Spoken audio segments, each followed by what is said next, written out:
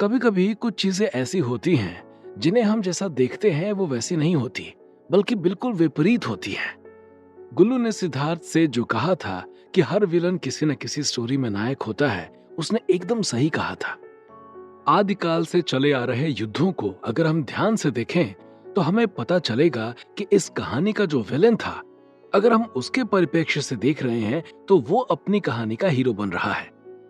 सिद्धार्थ ने इस्मा को पकड़ने के लिए जो जाल बिछाया था वो उसमें फंसती हुई नजर आ रही थी। इस्मा के पास मीडिया के थ्रू जितनी भी जानकारी पहुंचाई गई थी, इसके पीछे सिर्फ और सिर्फ सिद्धार्थ का दिमाग था। चंदन जब विदित को एडमिट करा के बाहर निकला तो उसने मीडिया में विदित के एडमिट होने की लोकेशन शेयर कर दी थी और उसके साथ साथ उसने पेमा का भी जिक्र कर दिया था। ये काम उसने जानबूझकर किया था ताकि विदित के बारे में इस्मा को जानकारी मिल सके, जिससे इस्मा विदित के ऊपर हमला करने के लिए उसके पास तक आए और वो इस्मा को पकड़ सके। और वो इस्मा को अपने झांसे में फंसा भी चुके थे। जोधपुर से जयपुर आ रही इस्मा ये न्यूज मिलने के बाद बहुत ही ज्यादा गुस्से में आ गई थी। उसने जो कत्ल नहीं किया था उसका भी दोष अपने सिर पर मरता देखकर उसका दिमाग हद से ज्यादा खराब हो चुका था। इधर इस्मा वो न्यूज देखकर पागल हो रही थी और उधर सिंडिकेट के कार्यवाहक चीफ हर्षवर्धन सिंह राठौर का दिमाग भी खराब हो रहा था। उनको लगा था कि इस्मा वहां जाएगी जहां पर योगेंद्र सिंह और शुभांकर की लाशें मिली हैं, इसलिए उन्होंने अपने आदमियों को उस गांव के आसपास लगाया था। लेकिन जब उन्हें मीडिया के थ्रू ये जानकारी मिली कि इन लोगों ने विदित को शिफ्ट कर दिया है, तो अब उन्हें अपने आदमियों को जयपुर डिप्लॉय करना था। लेकिन उनके लिए जयपुर ट्रोमा केयर को टारगेट कर पाना बहुत टफ टास्क होने वाला था, क्योंकि वहां पर 2 हाई प्रोफाइल आदमियों की लाशें रखी हुई थी और उसके साथ साथ विदित वहां एडमिट था, इसलिए उनके लिए वहां तक पहुंचना बहुत कठिन होने वाला था। अब क्या करेंगे चीफ? अब तो उन लोगों को जयपुर लेकर चले गए हैं ये लोग। अक्षय प्रताप सिंह ने हर्षवर्धन सिंह राठौर की ओर देखते हुए कहा, कुछ तो करना ही पड़ेगा। हमें इस्मा को अपने कब्जे में लेना है। ये पक्का चंदन की चाल है। इस्मा को फंसाने के लिए उसने जानबूझकर इस्मा को ट्रिगर किया है। हर्षवर्धन सिंह ने अक्षय प्रताप सिंह से कहा, तो क्या इन लोगों को इस्मा ने नहीं मारा है? अक्षय प्रताप सिंह ने हर्षवर्धन सिंह राठौर से सवाल किया। इन दोनों का तो मैं नहीं कह सकता, लेकिन विदित नाम का जो बंदा है उसको तो इस्मा ने नहीं टच किया है, क्योंकि इस्मा अपने शिकार को जिंदा नहीं छोड़ती है। हर्षवर्धन सिंह राठौर ने अक्षय प्रताप सिंह से कहा, फिर अब हम क्या करें? क्या हम अपने आदमियों को जयपुर ट्रॉमा केयर के आसपास लगा दें? अक्षय प्रताप सिंह ने सवाल किया। नहीं, मेरे पास एक और तरकीब है जिससे हम हॉस्पिटल के अंदर जा सकते हैं। हर्षवर्धन सिंह राठौर ने अक्षय प्रताप सिंह की ओर देखते हुए कहा और मुस्कुरा उठा था। जैसे ही हर्षवर्धन सिंह राठौर ने अक्षय प्रताप सिंह की ओर मुस्कुरा कर देखा, अक्षय प्रताप सिंह उसकी बात तुरंत समझ गया था। ये आप क्या कह रहे हो चीफ? वो मेरी सगी भांजी है और मेरी सगी भांजी बाद में सेंट्रल मिनिस्टर पृथ्वीराज सिंह की बेटी पहले है। वो अगर उसे जरा सी भी खरोच आई तो समझ लेना कि वो हमें जान से मार देंगे। अक्षय प्रताप सिंह ने घबराई हुई आवाज में कहा, यार अक्षय, तुम पागल हो क्या?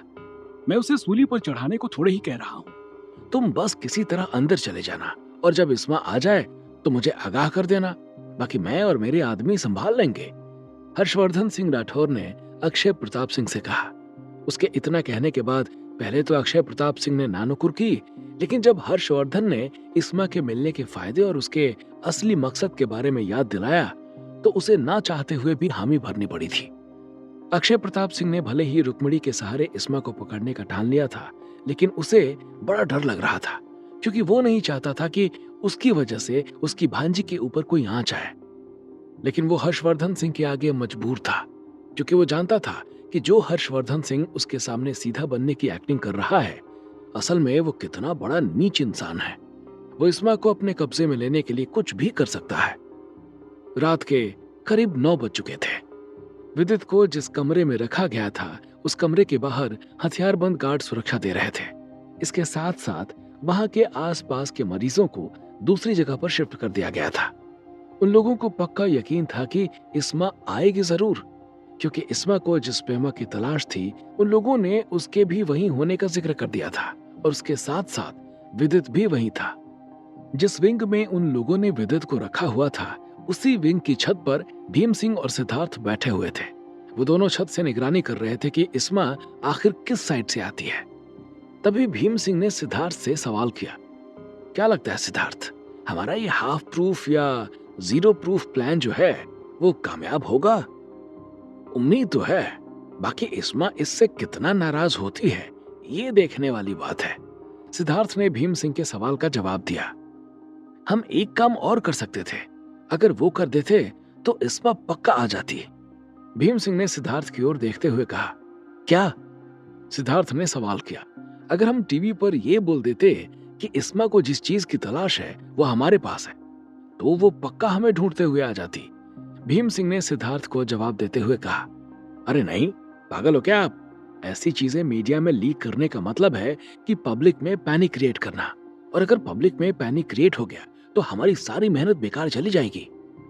सिद्धार्थ ने भीम सिंह को हड़काते हुए कहा।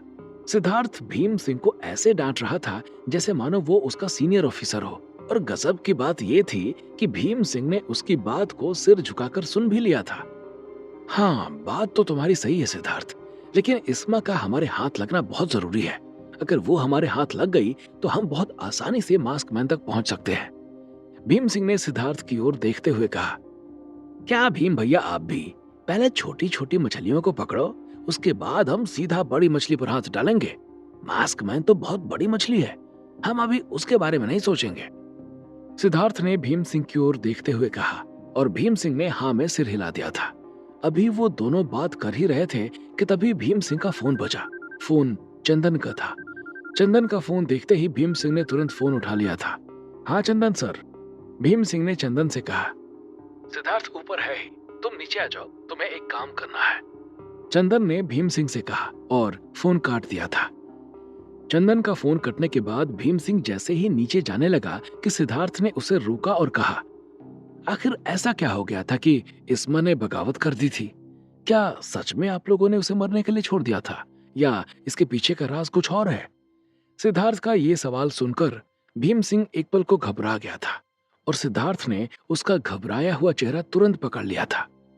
नहीं नहीं, हमने उसे मरने के लिए नहीं छोड़ा था भाई, हमें लगा था कि वो मर चुकी है, इसलिए हमने उसे ढूंढना बंद कर दिया था। वो बस इसी वजह से गुस्सा है। भीम सिंह ने सिद्धार्थ को आधा अधूरा जवाब दिया, और उसके बाद चंदन का फोन आने की बात कहकर वहां से चला गया था। मैं अभी भी कह रहा हूं सिद्धार्थ कि पहले इस्मा की बात भी सुन लो, हो सकता है ये लोग झूठ बोल रहे हो। पेमा भैया के बारे में भी इन लोगों ने तुम्हें कुछ नहीं बताया है, अगर कुछ गड़बड़ हुई तो बाद में बहुत पछताओगे। भीम सिंह के जाने के बाद गुल्लू ने सिद्धार्थ को समझाने की कोशिश करते हुए कहा, अरे यार गुल्लू, वैसे भी मेरा दिमाग खराब हो रहा है, अब और खराब ना करो। और वैसे भी पेमा भैया के दोस्त चंदन भैया तो है ना हमारे साथ, वो भी तो पेमा भैया के साथ वहां थे, और वो सरकारी आदमी है, देश सेवा में लगे हुए हैं, वो हमसे झूठ क्यों बोलेंगे? सिद्धार्थ ने गुल्लू को झिड़कते हुए कहा। सिद्धार्थ के झिड़की देने के बाद गुल्लू फिर से चुप हो गया था। सिद्धार्थ उसकी बात सुनने को तैयार ही नहीं था, जिसकी वजह से वो सिद्धार्थ से थोड़ा सा नाराज भी हो गया था। इधर सिद्धार्थ और गुल्लू आपस में बातें कर रहे थे, और उधर चंदन के बुलावे पर भीम सिंह नीचे जा चुका था। वो जब नीचे पहुंचा तो उसने देखा कि चंदन के चेहरे पर एक अजीब सी गंभीरता फैली हुई है। उसकी गंभीरता को देखकर भीम सिंह थोड़ा डर गया था, और वो चंदन के पास पहुंचकर बोला, क्या हुआ, सब ठीक तो है? कुछ ठीक नहीं है भाई, सिद्धार्थ के चक्कर में पूरी एसटीएस सस्पेंड होगी। चंदन ने भीम सिंह की ओर देखते हुए कहा। क्यों, क्या हुआ? भीम सिंह ने सवाल किया।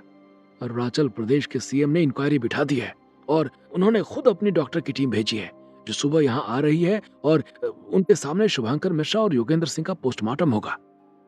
चंदन ने घबराई हुई आवाज में कहा, तो क्या हुआ इसमें, घबराने वाली क्या बात है, करने दो पोस्टमार्टम। भीम सिंह ने लापरवाही से जवाब दिया, यार भीम, तुम्हारा दिमाग खराब है क्या? तुम भूल गए कि उन दोनों की मौत एसिड से नहीं बल्कि विद्युत की गोली से हुई है, और अगर ये बात मीडिया में लीक हो गई तो हम सबकी लग जाएगी। चंदन ने भीम सिंह को जवाब देते हुए कहा, और उसके इतना कहते ही भीम सिंह का चेहरा डर के मारे सफेद पड़ गया था। अब क्या होगा? अब तो हम सबकी पोल खुल जाएगी, भीम सिंह ने घबराई हुई आवाज में कहा।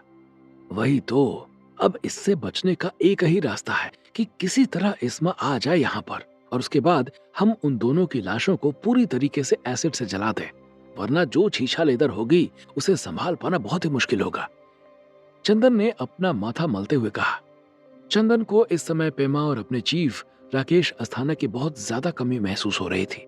अगर वो दोनों इस वक्त वहां पर होते तो वो जरूर कोई ना कोई रास्ता निकाल लेते, लेकिन राकेश अस्थाना इस दुनिया को छोड़कर जा चुके थे और पेमा को इन लोगों ने न जाने कहां रखा हुआ था, जिसके बारे में अभी तक किसी को भी नहीं पता था। मेरे पास एक रास्ता है जिससे इस्मा 100% आएगी ही आएगी, भीम सिंह ने चंदन से कहा। बोलो, भीम सिंह की बात सुनकर चंदन ने कहा। उसके बाद भीम सिंह ने वही प्रस्ताव चंदन के सामने भी रख दिया था जो उसने कुछ देर पहले सिद्धार्थ के सामने रखा था कि इस्मा जिस चीज को ढूंढ रही है उसके बारे में न्यूज में लीक कर देना। ये सुनते ही एक पल को तो चंदन भी घबरा गया था। पहले तो उसने नानुकुर की, लेकिन फिर वो मान गया था और उसके मानने के बाद भीम सिंह ने वहां मौजूद एक पत्रकार को उस चीज के बारे में थोड़ी बहुत डिटेलिंग देते हुए न्यूज को चला देने के लिए कह दिया था और उस पत्रकार ने न्यूज को सनसनीखेज बनाते हुए चला दिया था। भीम सिंह का ये पैंतरा काम कर गया था। जयपुर के एक कैफे के बाहर बैठी इस्मा के कानों में अपने सामान के बारे में न्यूज सुनाई दे गई थी। अभी तक जयपुर ट्रॉमा केयर में घुसने का प्लान कर रही इस्मा ने जब वो न्यूज देखी तो वो पागल हो गई थी और वो बिना कुछ सोचे समझे जयपुर ट्रॉमा केयर की ओर चल पड़ी थी। इधर इस्मा जयपुर ट्रॉमा केयर की तरफ जा रही थी और उधर दूसरी तरफ सिद्धार्थ छत के ऊपर बैठा उसका वेट कर रहा था और उसके साथ साथ वहां एक और घटना घट रही थी जो इन घटनाओं पर बहुत बड़ा असर डाल सकती थी। जयपुर ट्रॉमा केयर में मौजूद सी विंग में एडमिट, जिसे मेंटल हॉस्पिटल के बाद यहाँ पर एडमिट कराया गया था और पिछले 20 दिनों से यहाँ एडमिट थी रिया माथुर की माँ, लक्ष्यराज सिंह राठौर की बेटी और हर्षवर्धन सिंह राठौर की चचेरी बहन देविका रानी माथुर की 2 उंगलियां हिलना शुरू हो चुकी थी। क्या देविका रानी माथुर के होश में आने से ये पूरा सिनेरियो चेंज होने वाला था? इसका खुलासा होना अभी बाकी था। क्या काम कर गई है भीम सिंह की इस्मा को फंसाने की तरकीब? और क्या होगा जब देविका रानी माथुर को आएगा होश? क्या होंगे इन सभी सवालों के जवाब? हमें कमेंट करके जरूर बताएं और आगे की कहानी जानने के लिए सुनते रहिए भूमिपुत्र सिर्फ पॉकेट एफएम पर।